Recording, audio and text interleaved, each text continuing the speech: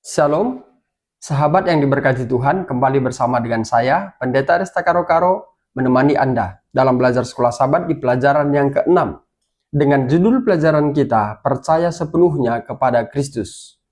Sebagai ayat hafalan kita, Filipi 3 ayat 10 dan 11 mengatakan demikian. Yang kukehendaki ialah mengenal Dia dan kuasa kebangkitannya dan persekutuan dalam penderitaannya, di mana aku menjadi serupa dengan Dia dalam kematiannya, supaya aku akhirnya beroleh kebangkitan dari antara orang mati. Dari ayat hafalan ini kita menemukan pentingnya kita mengenal Kristus. Mengenal Kristus dalam kuasanya, dalam kebangkitannya, dalam persekutuannya, dan juga dalam penderitaannya. Dengan itu, maka kita akan memperoleh kebangkitan dari antara orang mati. Sebelum kita lanjut pelajaran kita dalam satu pekan ini, mari kita berdoa. Allah yang penuh kasih, kami akan belajar dari pelajaran sekolah sahabat pelajaran ke-6. Kirimkan Roh Kudus-Mu untuk menguasai hati dan pikiran kami, agar kami dapat memahaminya, menumbuhkan iman yang kuat di dalam perjalanan hidup kami, sehingga kami bersuka cita memiliki Tuhan yang luar biasa, yang tetap kami nantikan kedatangannya dalam menjemput semua umat tebusan. Terpuji nama Tuhan, dalam anak-Mu Yesus kami berdoa. Amin. Saudara yang diberkati Tuhan, pelajaran kita satu pekan ini kita akan bagi menjadi 3 bahagian penting, agar kita lebih mudah mengingatnya, lebih mudah memahaminya, dan dengan mudah kita dapat mendiskusikannya di unit kelompok sekolah sahabat di hari Sabat ini. Poin yang pertama, kita akan lihat tentang percaya pada hal-hal lahiriah. Itu dikutip dari pelajaran Sabat petang hari Minggu dan juga hari Senin. Poin yang kedua yaitu pertobatan Paulus, dikutip dari pelajaran hari Selasa dan juga hari Rabu. Dan kesimpulan kita ambil dari pelajaran hari Rabu bahagian yang terakhir, paragraf terakhir, dan juga pelajaran hari Kamis. Mari kita temukan pelajaran penting dari satu pekan ini. Yang pertama adalah percaya pada hal-hal yang lahiriah. Apakah hal-hal yang lahiriah yang disebutkan oleh Rasul Paulus kepada jemaat Filipi? Yaitu tentang sunat. Sunat adalah salah satu perbedaan keyakinan dari antara orang Yahudi yang percaya dan juga orang non-Yahudi yang juga percaya. Kerap kali orang-orang Yahudi yang percaya memberikan ajaran ini untuk diterapkan dan dilakukan oleh orang-orang non-Yahudi. Bagi mereka, sunat adalah hal yang sangat penting karena Tuhan memberitahukannya kepada nenek moyang mereka, yaitu Abraham. Dan sunatlah merupakan salah satu ciri khas dan persyaratan untuk mengikut Tuhan di tengah-tengah iman mereka. Sehingga ajaran ini ditantang oleh Rasul Paulus. Mengapa?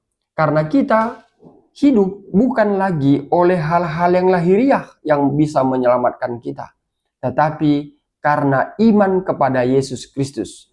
Rasul Paulus ingin menyelaraskan, memberikan satu pandangan kepada orang-orang percaya dari kalangan orang Yahudi, bahwa kita diselamatkan karena iman kepada Yesus, bukan karena hal-hal lahiriah yang disebut dengan hukum Taurat. Hukum Taurat dalam kutipan ini, perikop ini, merujuk kepada sunat.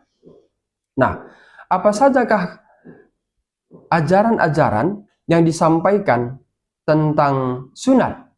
Yaitu bahwa dengan melakukan sunat, maka mereka di bahagian kelompok orang-orang yang baik.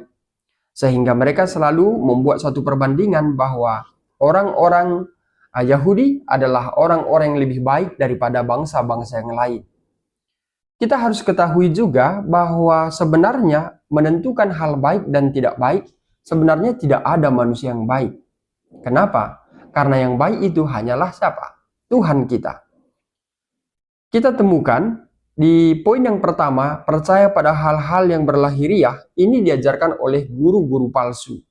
Guru-guru palsu ini juga diibaratkan dengan anjing-anjing yang disampaikan oleh Rasul Paulus kepada jemaat Filipi. Juga di sana disebut guru-guru palsu, juga disebut dengan pekerja-pekerja jahat. dan lain sebagainya. Nah, apa kira-kira tindakan mereka tentang sunat ini? Yaitu memaksakan menerima sunat bagi pengikut Yesus yang non-Yahudi. Sehingga terjadi apa? Terjadi perbedaan iman dari antara orang non-Yahudi tentang sunat dan juga kepada orang Yahudi. Bagi mereka, dengan menerima Yesus, tidak perlu lagi sunat. Dan itu juga yang diajarkan oleh Rasul Paulus. Apa solusinya? Solusi terhadap ajaran sesat yang disampaikan kepada jemaat Filipi, yaitu bersukacitalah dalam Tuhan. Filipi 4 ayat 4. Bersukacitalah senantiasa dalam Tuhan. Sekali lagi katakan, bersukacitalah. Maksud dan tujuan Rasul Paulus adalah agar jemaat Filipi, baik orang non-Yahudi dan juga Yahudi, mengarahkan pandangannya, meletakkan firman Tuhan sebagai dasar iman mereka. Bukanlah upacara-upacara lahiriah, bukanlah ajaran-ajaran lahiriah yang dapat membawa mereka jauh dari ajaran kebenaran firman Tuhan, yaitu keselamatan yang ditawarkan oleh Yesus, yaitu melalui iman. Nah, sekarang kita temukan bahwa kesaksian Paulus juga tentang sunat. Dia katakan bahwa saya sudah melakukan itu. Mari kita temukan. Dikatakan bahwa Rasul Paulus sudah disunat pada usia 8 hari sebagaimana yang diajarkan, ya, sebagaimana yang diajarkan. Dan kita tahu juga latar belakang Rasul Paulus, dia adalah orang Israel dari suku Benyamin, suku yang sangat berpengaruh, dan dia memahami bahasa Ibrani. Bukan hanya itu, dia adalah seorang Farisi. Ia adalah seorang Farisi, murid dari Gamaliel, dan dia bersemangat menegakkan hukum Taurat, sehingga tidak segan-segan dia menganiaya orang percaya, menganiaya gereja, dan banyak orang binasa, termasuklah Stefanus. Saudara yang diberkati Tuhan, tetapi Rasul Paulus menekankan kepada jemaat Filipi, dulu saya juga sama seperti kalian, tetapi setelah saya menerima Yesus sebagai juru selamat, saya meninggalkan itu semuanya. Saya berbalik dari hukum-hukum orang Yahudi yang saya sangat cintai itu. Saya berbalik kepada hukum kebenaran firman Tuhan. Kita temukan pertobatan Rasul Paulus, hal yang sangat berharga dalam Yudaisme selama ini yang dia klaim adalah kebenaran, di mana dia membunuh orang-orang yang percaya, menganiaya orang-orang percaya. Tapi setelah dia bertobat, dia menjadi hal yang berharga di surga. Surga adalah hal yang berharga baginya, bukan lagi ajaran-ajaran lahiriah.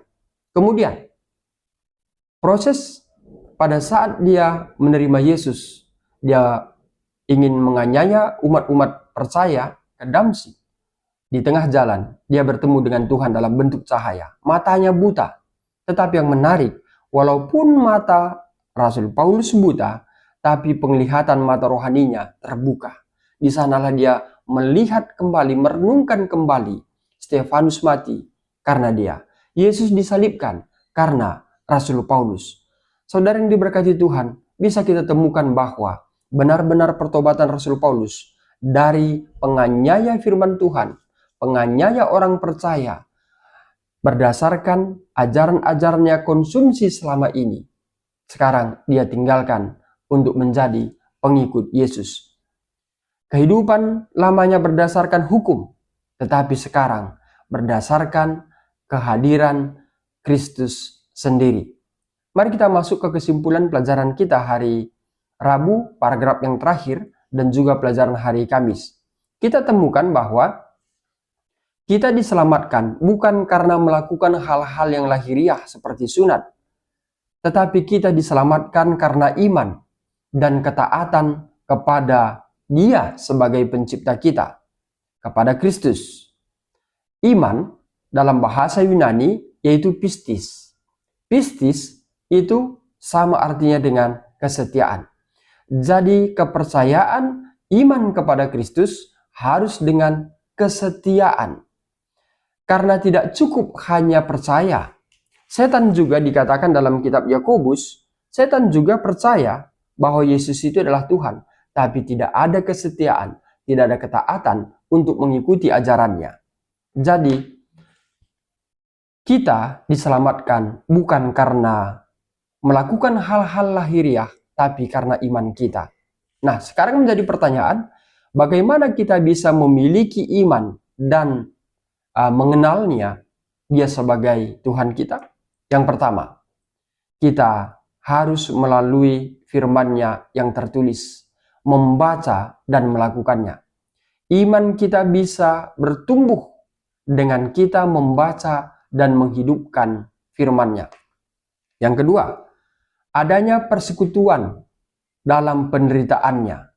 Ada ibadah kita, baik pagi, baik malam, baik di rumah ibadah, harus ada persekutuan erat dengan Tuhan di dalam penderitaannya di kayu salib. Kemudian yang ketiga, terus berdiri dan berjalan kepada tujuan. Mengapa kita harus berjalan pada tujuan? Kata tujuan dalam bahasa Yunani yaitu skopos. Skopos ini merujuk kepada hadiah dalam pertandingan. Nah, apa hadiah yang harus kita tuju? Yaitu hidup yang kekal. Jadi, sahabat, orang tua kami yang kami kasihi, pelajaran sekolah sahabat kita ini mengingatkan bagi kita pentingnya percaya sepenuhnya kepada Kristus, bukan kepada ajaran-ajaran lahiriah yang kerap kali dipraktekkan di tengah kehidupan kita dalam menjelang kedatangan Yesus yang kali kedua. Sekali lagi, kita diselamatkan karena iman. Demikian pelajaran sekolah sahabat kita. Mari kita tutup dengan doa. Allah yang penuh kasih, kami sudah belajar dari pelajaran sekolah sahabat kami. Biarlah kiranya Tuhan menerangi hati dan pikiran kami untuk lebih dalam melakukannya di tengah kehidupan kami. Sempurnakan doa kami dalam nama Yesus kami berdoa. Amin. Demikian pelajaran sekolah sahabat kita di pelajaran ke-6. Kita berjumpa kembali dalam pelajaran yang ke-7. Saya, Pendeta Resta Karo-Karo, pamit undur diri. Akhir kata saya sampaikan, Tuhan Yesus memberkati.